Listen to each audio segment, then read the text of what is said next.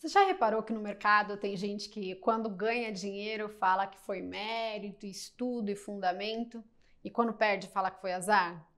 Pois é, hoje eu quero falar com vocês exatamente sobre isso. Esse carnaval eu estava sentada com meu marido, meio que sem ter o que fazer, né? Afinal, a gente tinha que ficar um pouco mais dentro de casa. E aí, começamos a jogar buraco. A gente adora jogar buraco, mas fazia bastante tempo que a gente não jogava, enfim. E meu marido é danado, ele sempre gosta de ganhar, ele não gosta de perder de jeito nenhum. E aí eu percebia que quando ele perdia, ele falava que tinha sido um puta azar, não sei se vocês já jogaram buraco. Ah, não veio coringa, não sei o que, não conseguia jogar.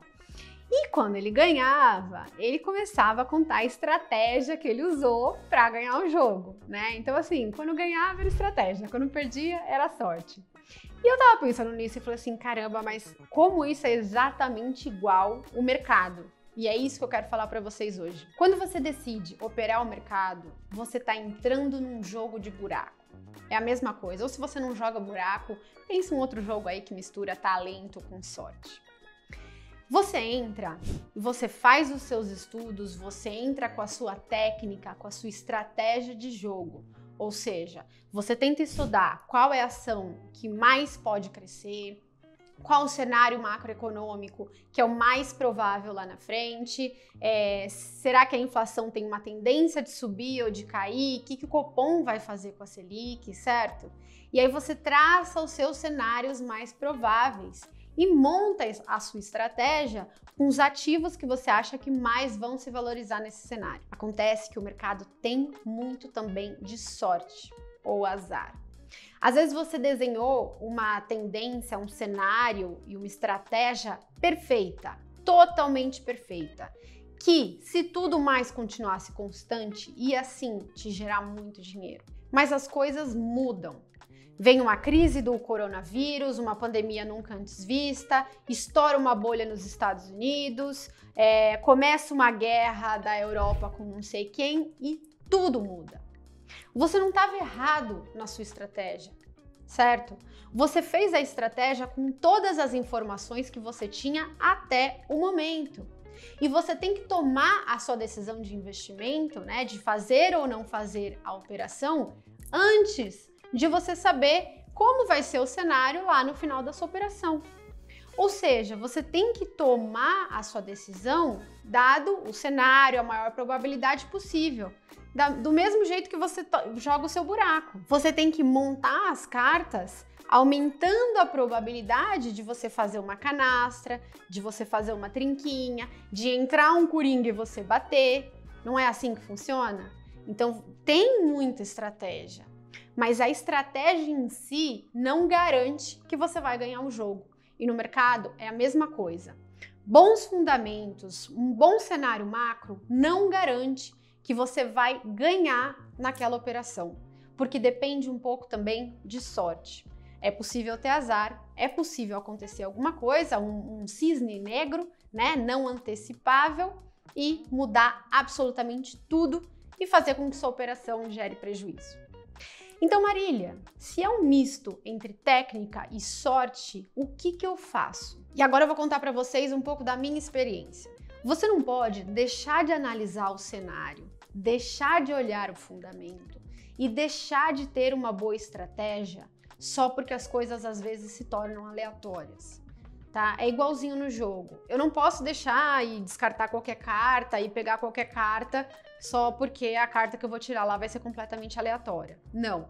Eu tenho que maximizar a chance de vir uma carta e eu bater ou eu ganhar o jogo, certo? No mercado é a mesma coisa. O fundamento, o cenário macro, a técnica vai aumentar as chances de você chegar lá e você ter um resultado positivo. Mas, de vez em quando, vai acontecer um cisne negro e mesmo com tudo isso, você não vai conseguir.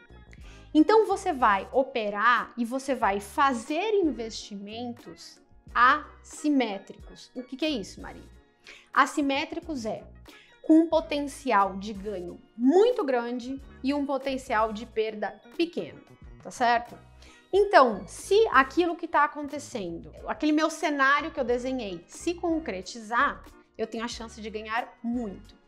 Se acontecer alguma coisa e aquele cenário que eu tô traçando não se concretizar, a minha perda é pequena. Porque eu vou perder.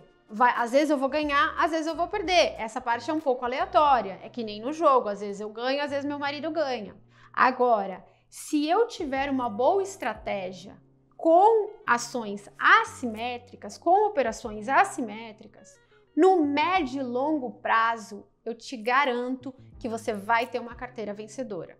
Porque sempre que você ganhar, você vai ganhar mais, e sempre que você vai perder menos, tá certo? Então, o cenário macro, o fundamento, uma boa estratégia vão aumentar as chances de você ganhar, né? Daquele cenário se concretizar, se nada acontecer. Então, se aumenta a probabilidade de você estar certo e de você ganhar. A aleatoriedade das coisas é compensada pela simetria. Ou seja, quando você ganha e quando você acerta, você ganha muito. E quando você perde e erra, você perde pouco. Ah, Marília, dá um exemplo. Vamos lá. Imagina que eu comprei uma ação e essa ação me custou R$5. E eu traço os meus cenários e tudo e acho que essa ação pode valer R$20 se aquele cenário que eu acho que é o mais provável se concretizar, tá certo? E se não se concretizar, eu vi lá que a empresa tem muito caixa, eu vi lá que a empresa não tem dívida, enfim, se tudo der errado, eu acho que ela pode valer R$4.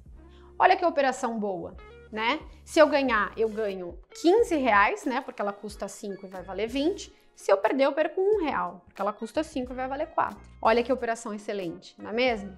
Mesmo que acontecer alguma coisa, por exemplo, a empresa é uma empresa do setor de petróleo e o preço do petróleo caiu, mesmo assim, eu posso acabar estando no 4, né, e não no 20. Mas eu vou ter perdido pouco em relação ao meu potencial de ganho, certo?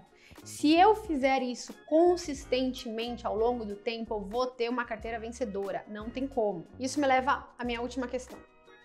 Se você avaliar a performance do seu gestor ou do seu assessor financeiro pelo resultado do último trade que ele recomendou, você vai estar olhando, talvez, só o resultado da carta que a pessoa virou no buraco, né? Então, assim, não foi um coringa, a pessoa não bateu. Aquele analista financeiro é ruim, aquele gestor é ruim. Mas não é assim.